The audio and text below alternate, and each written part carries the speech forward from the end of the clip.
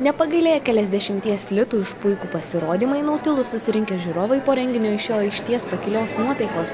Čia linksmino tikri savo sričių profesionalai.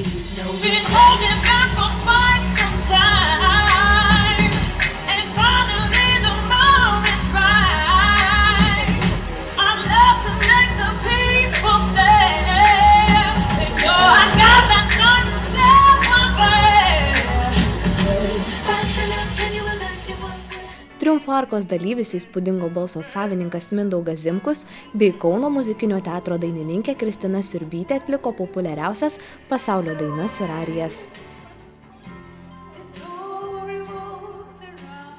Susirinkusieji mėgavosi ne tik angliškais, bet ir itališkais, rusiškais bei lietuviškais kūriniais. Merginų šokių grupė Splash, pradėjusi koncertinę programą, atliko įspūdingiausius šou numerius pagal populiariojo filmo Burleska muzikinius takelius. Choreografas, aktorius ir režisierius Gytis Ivanauskas su partnere, trečiojo Šok su manim nugalėtojo Justina Žemaitytė žiūrovams padovanojo neužmirštamus šokių numerius, atliekamus pagal kūrinius nuo klasikinių garsų iki Marilyn Mansono dainų.